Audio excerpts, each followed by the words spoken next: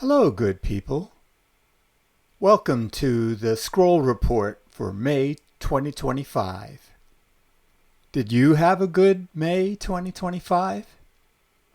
I had a great May 2025.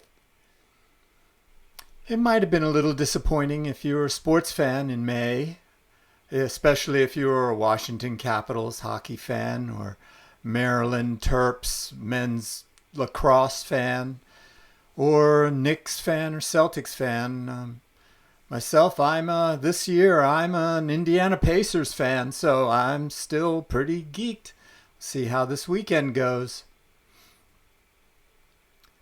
We also all experienced a couple of violent episodes in May. On the 17th, Palm Springs Fertility Clinic was bombed, leaving one dead. And on May 21st, Yaron Lishinsky and Sarah Milgram were shot outside the Capitol Jewish Museum. I have only one thing to say about all of this. I believe that culture, when a subculture is forming, it often takes on a perspective of we feel our pain dearly, but we don't feel their pain at all. This is a kind of a way of unifying a group into a subculture, but it quickly becomes a trap that encases you in a bubble of isolation. It doesn't have to be this way. Humanity has made cultures before where we mean all beings, the entire universe. We can do that. And the way we start is by pushing our bubbles out into tunnels. So, how can we go about starting to push our cultural bubbles into tunnels? One way that we can push our bubbles out into tunnels is through dance. Has anybody else seen the similarities between the ghost dance and the crip walk? Maybe it's just a lot of my overthinking. I see them both as having come from oppressed societies, finding you being used as a way out, hearing a calling, and is often met with reprisals from the dominant culture. But as I said, maybe I'm overthinking and trying to stretch comparison too far. I was, however, very fortunate to have caught the VIVA School of Dance's annual concert at the Atlas Performing Arts Center on May 3rd. Here's a description of the VIVA School from the playbill of the annual concert called In Spaces about the VIVA School. Transforming the field of dance through excellence in dance education and a commitment to centering young dancers of color.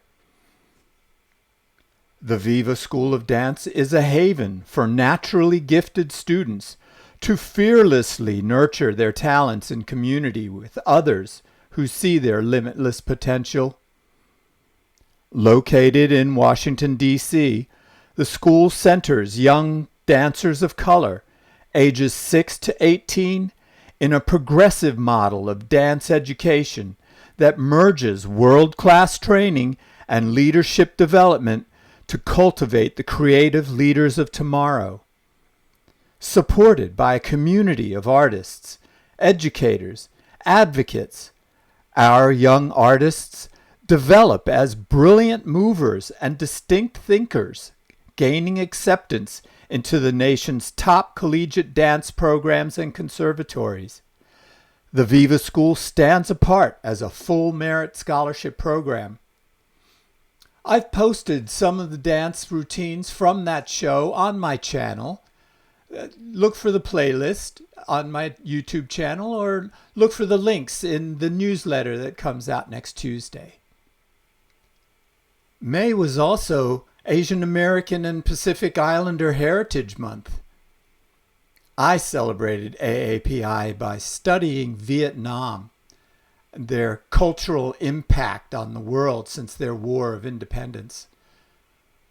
More specifically, I took a deep dive into the graphic design history of those war years in Vietnam. Everything from postal stamps to propaganda posters. Two really rich inspirations that came to me was was from two posters. One was saying in English, it said, "Fat cows are productive cows," and "forests are gold." I'm taking those two adages to heart. And as I said, I'm also drawing a lot of inspiration from the graphic design techniques. I was also watching that documentary series on Apple TV Plus, Vietnam, The War That Changed America, narrated by Ethan Hawke. It's a fascinating watch. Definitely highly recommended. And TV in May, I have to admit I've kind of stopped watching Your Friends and Neighbors on Apple TV Plus with John Hamm and Olivia Munn. It's a good show. I'll pick it back up again. It's a very good show. I think my favorite TV show from the last month was the Four Seasons on Netflix. It was a Tina Fey remake of an Alan Alda movie. And I remember going to that movie when I was a young teenager.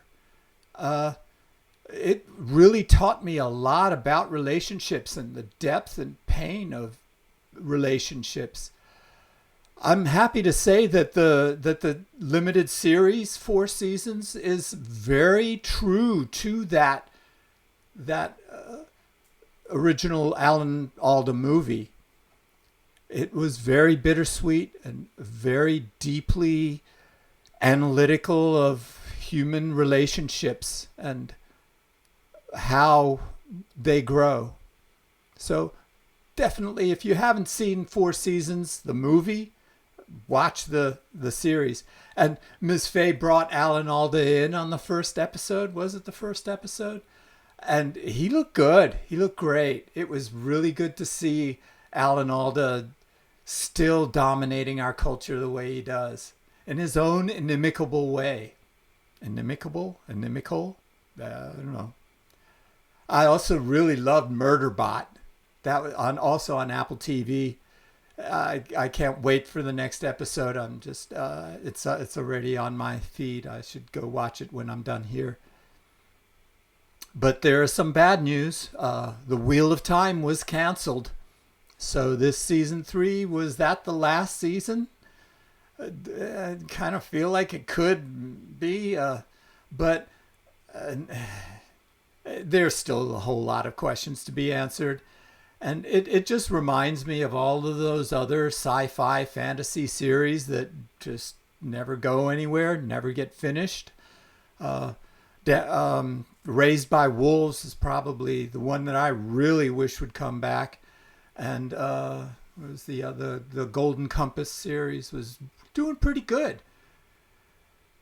But, Wheel of Time is canceled now, and it'll join Game of Thrones with George R.R. Martin and Robert Jordan both. Come on, guys. Write the last novel. Finish this stuff up. To George R.R. Martin, hey, don't listen to what people said about the last episode of Game of Thrones. That would still make a fantastic final book, just along that same plot line. So please, J.R. Martin, please finish the book. I'm so frustrated by postmodernism, about how postmodern literature never finishes. We just can't seem to finish a story. If we're not putting endless sequels on everything, we're making remakes, live action remakes of Snow White and How to Train Your Dragon. Lilo and Stitch, come on. It's enough is enough. Let it just be finished. At least The Expanse was concluded. It went that way, that first it was canceled halfway through the series and then picked back up. So I'm hoping that happens to the Wheel of Time. But speaking of The Expanse, there's a new book out by the author, James S.A. Corey. There are really two people. The Mercy of Gods. It's going to start a new series called The Captives' War. I haven't started this yet, but I'm really eager to get into it. If anybody you know has read it, chime in. Let me know how it is. Right now, I'm reading Ernest Cline's Bridge to Bat City. He's the same author of Ready Player One and Ready Player Two. This isn't science fiction like that. It's young adult, and I'm not really sure where it's going yet. I've just started it, but who can't love a book that starts with a map of Austin? Excellent. I love books with maps. Oh, I forgot to add my critique of Ernest Cline. I really do love Ernest Cline's writings. And Ready Player One and Two and this Bridge to Bat City. He has a very intimate style that makes you feel like he's talking to only you. Very few authors do that, especially very few contemporary authors. The closest parallel I can think of right now is Kurt Vonnegut. So I'm reading through Bridge to Bat City and I'm thinking, Kurt Vonnegut, this is how he writes or wrote. So anyway, I had to add that. So Mission Impossible 7 came out. It's been 7 Mission Impossible movies with Tom Cruise. Do you think this should be the last one? I don't know. I haven't really watched them. I'm going back now and watching all the old Mission Impossible movies on Paramount Plus. I'll probably finish watching those before I see the number 7 that just came out. So, did anybody watch Havoc on Netflix with Tom Hardy and Timothy Olyphant and Forrest Whitaker? Was it any good? It's weird. I watched it. It's on my watch history, but I don't remember a minute of it. Is that to say that it was really an ultimately forgettable movie? I don't know. I love Tom Hardy. I'm totally addicted to the TV series he's doing, Mobland. I watch everything I can with him in it, but I just honestly don't remember it at all. I have to go back, I guess. Well, one movie that I wish I could forget was Fountain of Youth on Apple TV Plus with John Krasinski and Natalie Portman. Well, I'm being a little too cruel. It wasn't a bad movie. It was enjoyable to watch. It was just badly written, and I think everybody on the set knew it. It looked like one of those movies that had gone through extensive revisions after the screenplay was developed. Ms. Portman, I could see in her eyes the frustration of having to readjust her parameters for her character. Yeah, I think there should have been a better love interest. That's probably my guess is where it started, was that Portman and Krasinski were supposed to have a love interest, but then they wrote in another character, and so they made them brother and sister, and I just lost all believability after that. And it's a shame for me, too. I'm really rooting for Krasinski. I really want him to do something awesome. He literally saved my sanity during the pandemic with his YouTube series, More Good News or something like that. It was almost the inspiration for what I'm doing right now. You may be noticing that most of the movies that I review are seen on the small screen and not in theater. I have a confession to make. I haven't been to a theater since the pandemic. The first time I went to a theater since the pandemic was last weekend when I went to see Sinners. Man, that was one hell of a movie. I saw it at the American Film Institute in 70 millimeter. It was absolutely stunning. Incredible movie. I mean, what is there to say about Sinners that somebody hasn't already said?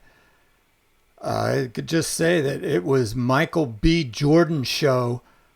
He was just stunning. But, you know, everybody in that movie was just incredible. And the cinematography, the plot, the music. What a great movie. I can't help feeling that it's an allegory for something. But the more I try to tease out the allegory, the more tangled I get, snarled up. I'll leave it for somebody else to interpret. But I do know there's an allegory there, and I do believe that the key to that allegory is in the music. Music plays a very dominant role in that movie, and I can see why. I mean, American music is black. Every American musician knows this. From hardcore heavy metal to rhythm and blues, it's all black music. I think maybe that perspective is what's keeping me from really accurately interpreting the allegory of Sinners. All I know is that there is a renaissance and Hollywood renaissance coming. And that Hollywood renaissance this time is gonna be black.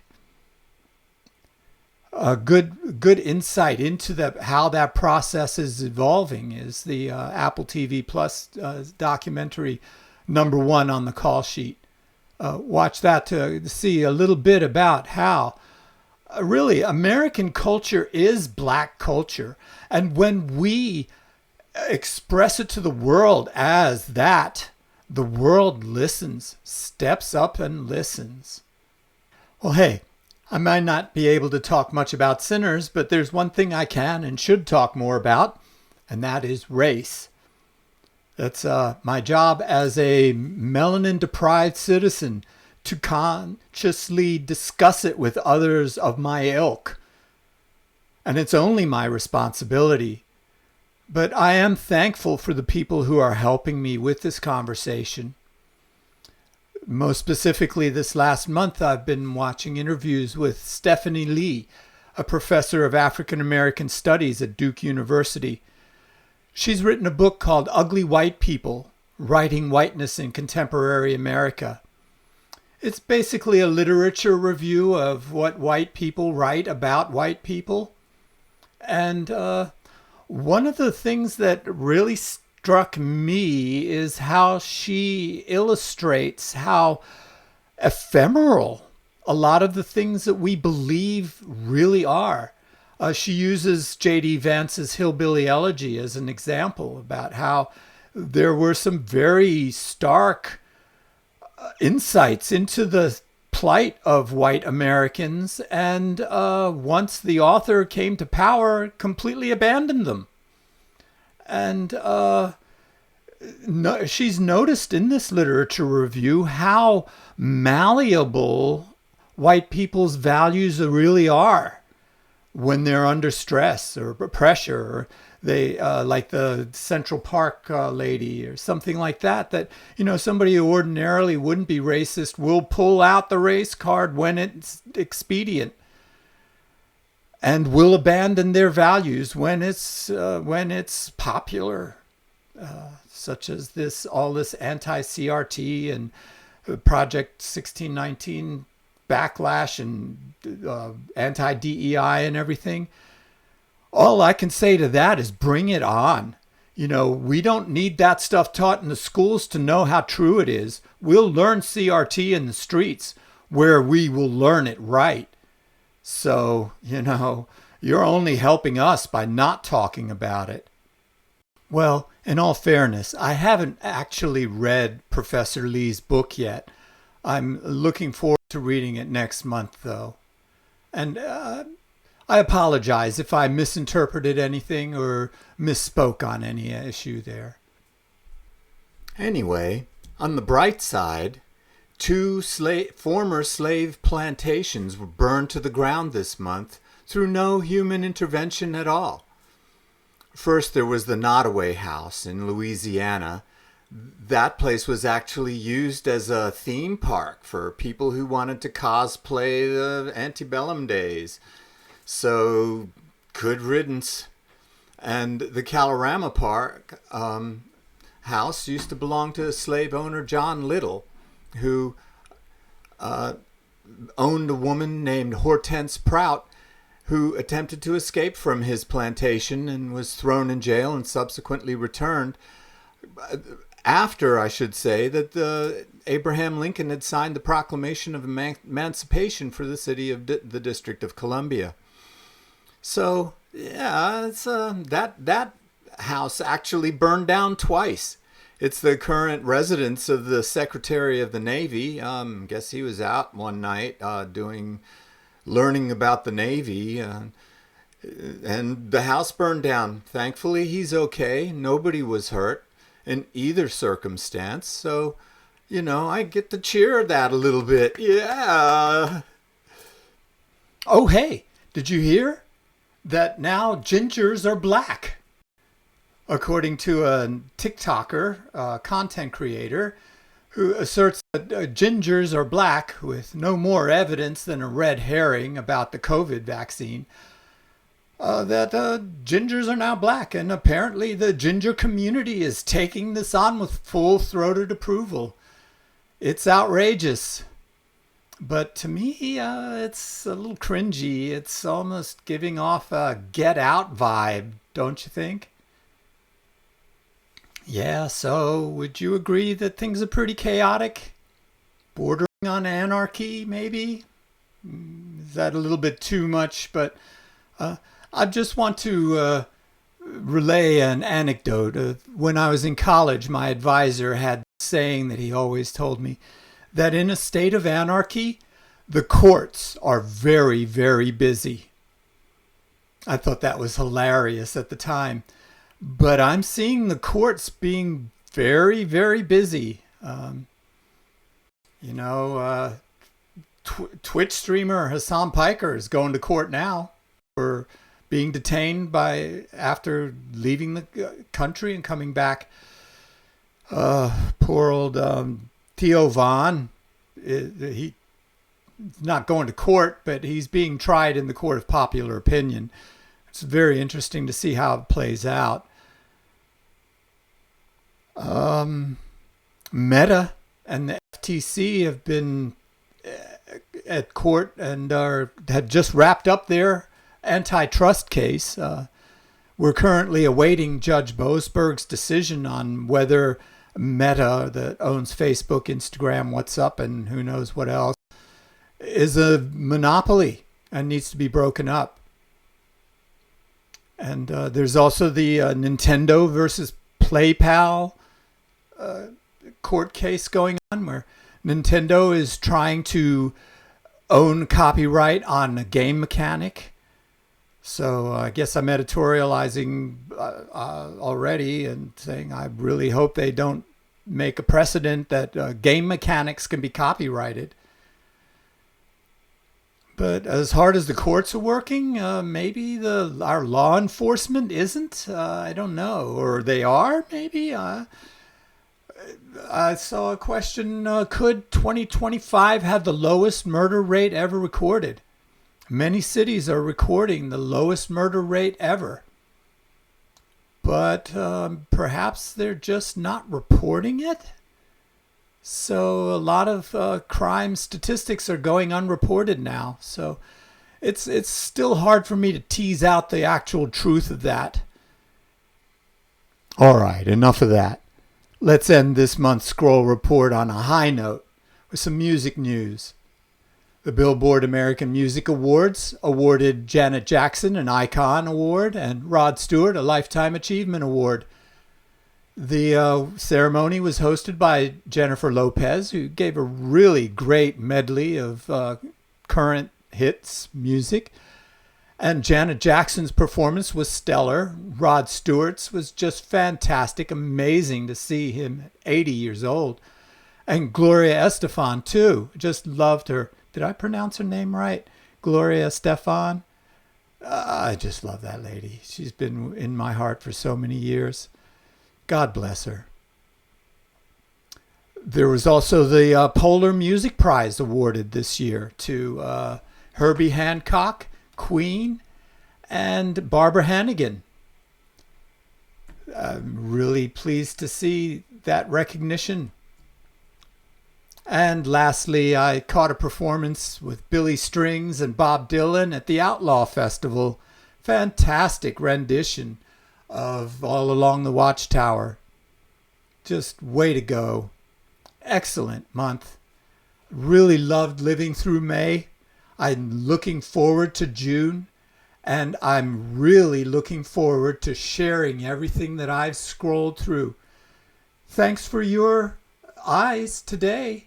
And please leave a comment if you think something else should have been covered, or you have something to say about something I said, or hey, if you have some ideas for next month in June, please shoot me a line. You can send me a contact on TonyMacFarlane.com, or you can just leave a comment on this video. Please subscribe so that you will be notified on the first Sunday of next month when the June Scroll Report comes out.